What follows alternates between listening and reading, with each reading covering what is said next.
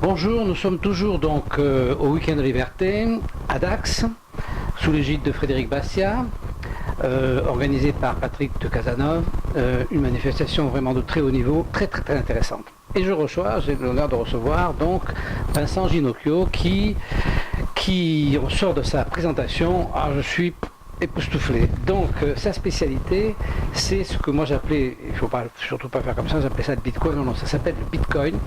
Et donc cette monnaie que personne ne connaît, dont tout le monde se demande comment c'est, et à la suite de votre présentation, évidemment, on a quand même compris.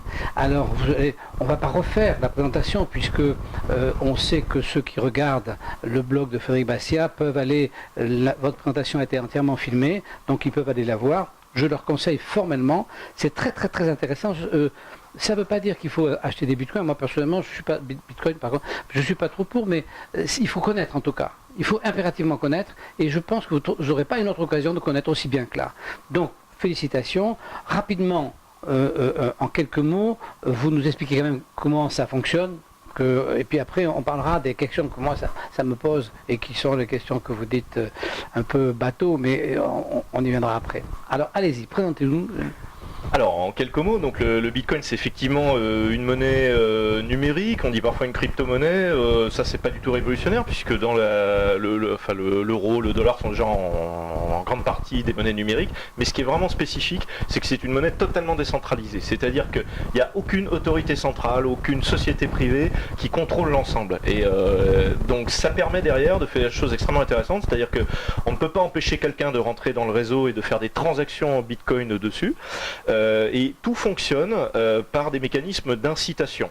Donc c'est-à-dire que tous les gens qui font tourner le réseau, qui maintiennent des ordinateurs, etc., sont incités financièrement par différentes méthodes, l'une d'entre elles étant le fait de payer des frais très minimes de quelques centimes pour les transactions. Ces gens sont incités à faire tourner le réseau et à valider les transactions pour garantir qu'aucune transaction ne puisse être frauduleuse. Ça permet de maintenir la confiance des gens. La confiance des gens est également maintenue par d'autres mécanismes, notamment le fait que l'émission monétaire est conçue de manière à diminuer avec le temps, et elle est déjà quasiment presque stable aujourd'hui. Ce qui est une conséquence importante, c'est que la monnaie est intrinsèquement déflationniste. Ce qui ne veut pas dire que le cours est forcément stable, en tout cas pas à ce stade, c'est trop tôt. L'offre de monnaie est quasiment stable aujourd'hui, intrinsèquement. En revanche, la demande est énorme, puisque vous l'avez dit, la plupart des gens aujourd'hui ne connaissent pas le Bitcoin, et donc aujourd'hui on a entre 5 et 10 millions de personnes seulement sur Terre qui l'utilisent. Ce nombre ne peut qu'augmenter a priori, ce qui va faire augmenter le cours pendant encore un bon moment, probablement avant de se stabiliser, mais ça l'avenir nous le dira. Alors, donc on a compris que la pratique de la mise en œuvre n'était pas si compliquée que ça. Non. Puisqu'on a des moyens avec un téléphone de manière assez aisée, d'une part d'acheter des bitcoins, d'autre part après les échanger avec ceux qui les acceptent. Effectivement, vous l'avez dit, 5 millions d'utilisateurs pour 7 milliards d'êtres humains, il y a de la marge, il n'y a pas de doute. Alors, la question qui vient sous le sens, c'est qu'il a été très intéressant.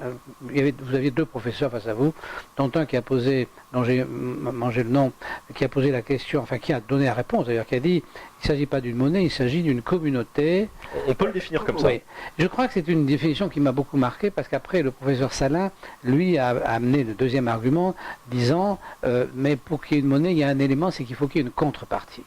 Donc je dirais que la faiblesse... C'est l'une des deux méthodes qu'il a signalées. On peut effectivement... la méthode historique pour créer une vraie monnaie, avec tous les attributs qu'on attend, c'est d'avoir une contrepartie. Mais il a effectivement reconnu que c'était intéressant d'essayer de le faire sans contrepartie. Oui. Donc, voilà. et c'est la nouveauté du Bitcoin, c'est qu'on ne sait pas encore si c'est possible. J'ai même pas prétendu que c'était une monnaie, j'ai dit il avait tous les attributs pour un jour devenir une monnaie, mais de facto aujourd'hui ça ne l'est pas complètement, puisque la valeur n'est pas stable.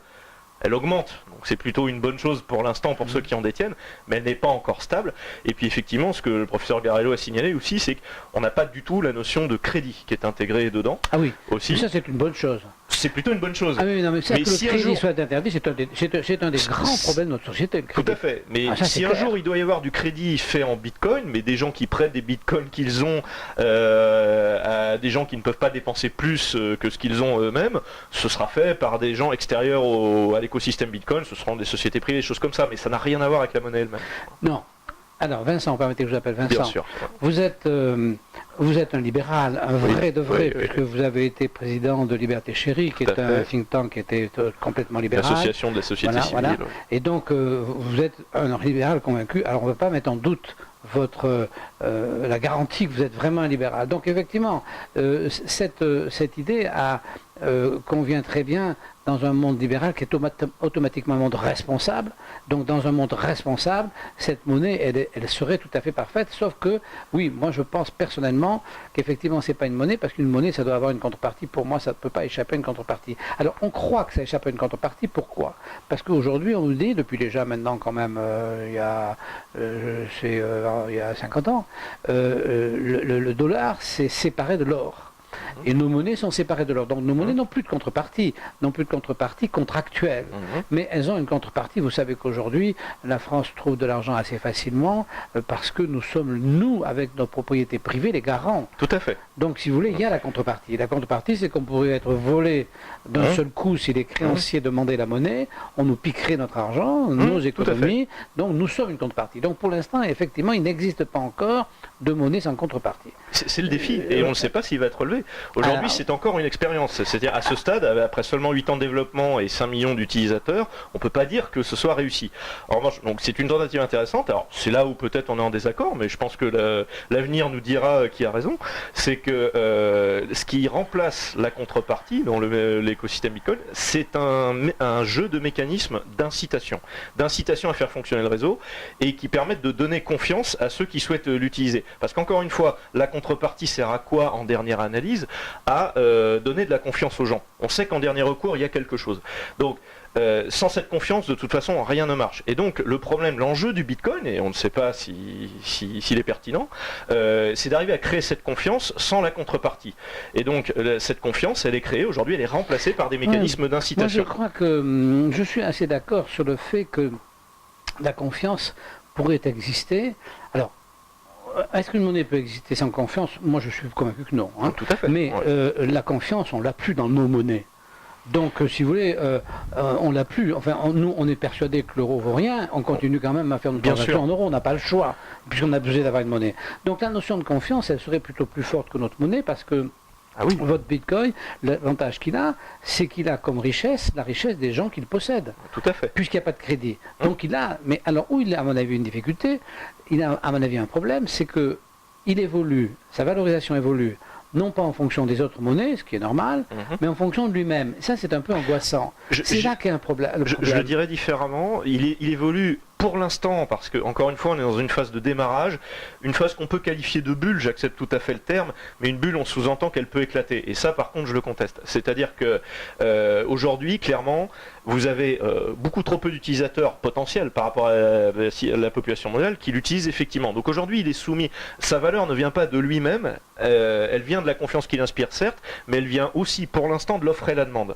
Ça ne sera pas toujours le cas. C'est-à-dire qu'aujourd'hui, l'offre est quasiment fixe, puisque les mécanismes de création monétaire empêchent que la masse monétaire augmente de façon trop importante aujourd'hui. Elle n'augmentera quasiment plus maintenant.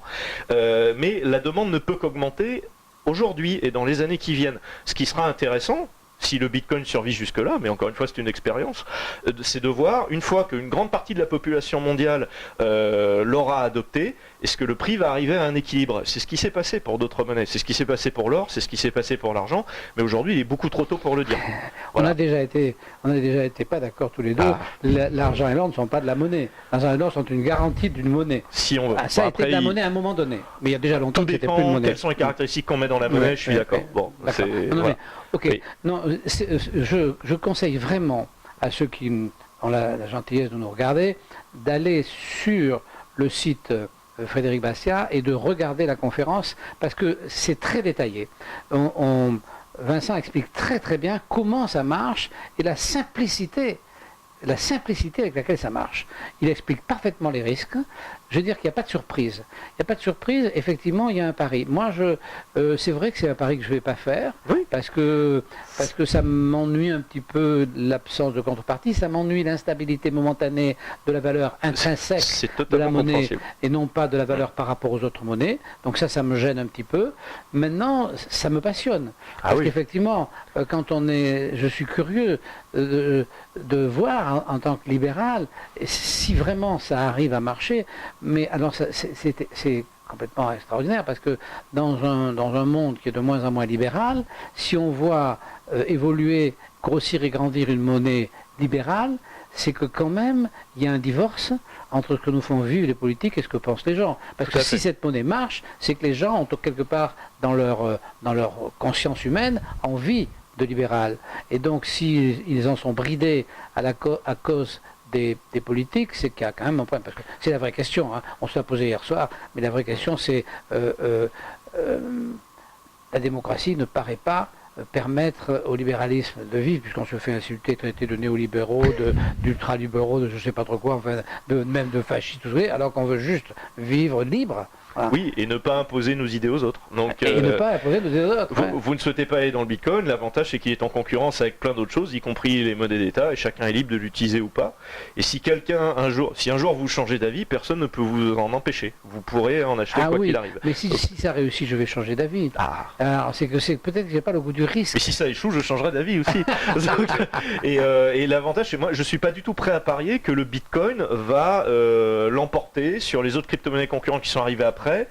Donc qui ont l'inconvénient du manque de maturité, mais qui ont l'avantage d'être arrivés après et donc de connaître les éventuelles erreurs qui ont pu être faites sur le Bitcoin.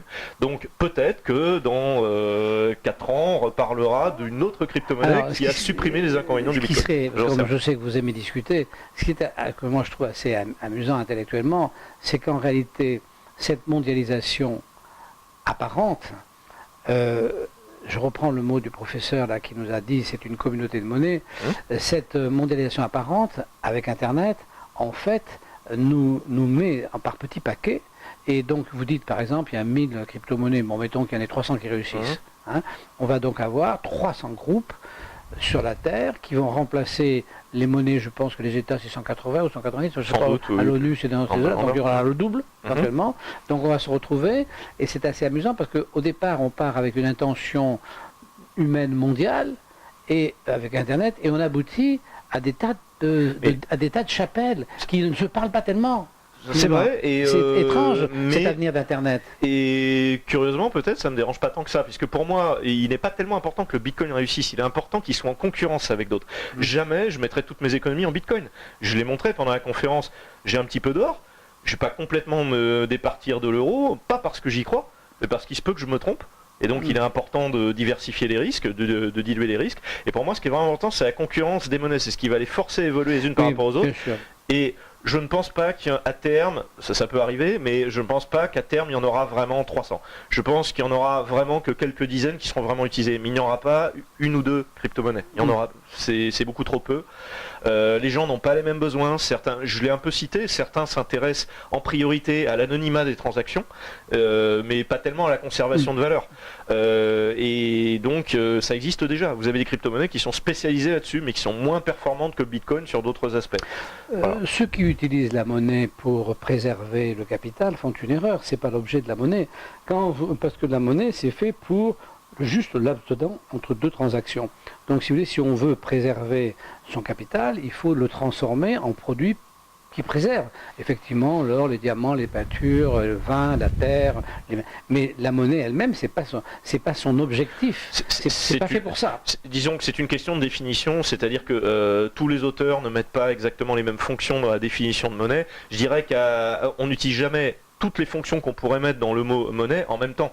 On les utilise à tour de rôle. Donc si vous voulez sortir la définition réserve de valeur de la monnaie, ça ne me dérange pas du tout. D'ailleurs, je crois avoir montré dans l'exposé que aujourd'hui le contrat réserve de valeur n'est pour l'instant pas rempli avec le Bitcoin. On l'a bien dit, tant que l'offre et la demande ne s'équilibrent pas à un minimum, on ne peut pas le dire sérieusement. Mais on peut très bien considérer que si vous ne voulez pas appeler le Bitcoin une monnaie, communauté de monnaie me va très bien, hein, c'est un terme adéquat, effectivement. J'ai trouvé ce terme intelligent. Tout à fait, moi j'y avais pas pensé, je pense que c'était un apport intéressant, je le réutiliserai. J'ai trouvé très intelligent, Et donc la fonction réserve de valeur, aujourd'hui clairement elle n'est pas là, mais rien n'empêche dans le futur, lorsqu'un équilibre se sera fait sur le long terme, qu'elle existe. Et je pense qu'on ne peut pas le savoir à l'avance. Le processus de découverte permanent qu'est la concurrence, c'est quelque chose qui ne peut pas être remplacé par la simulation ou le raisonnement. C'est évident que le principe même du libéralisme, c'est la concurrence, c'est d'accepter dans l'économie la concurrence, c'est une évidence. Et la concurrence que les États ne veulent pas et que les capitalistes s'efforcent d'éliminer par le monopole. Et le libéral, donc, n'est pas capitaliste. Le libéral est libéral, rien à voir, bien sûr. Eh bien, écoutez, Vincent, en tout cas, merci de ces quelques mots complémentaires. Je conseille vraiment aux personnes qui nous regardent de regarder, c'est très important de regarder cette conférence. Moi, ça m'a beaucoup plu, beaucoup intéressé, et ça nous ouvre un horizon dans lequel, effectivement, vous êtes quand même très compétent. D'ailleurs, ça a été reconnu, y compris par les professeurs qui étaient là. Donc, félicitations. Merci à vous. Merci, à bientôt, au revoir.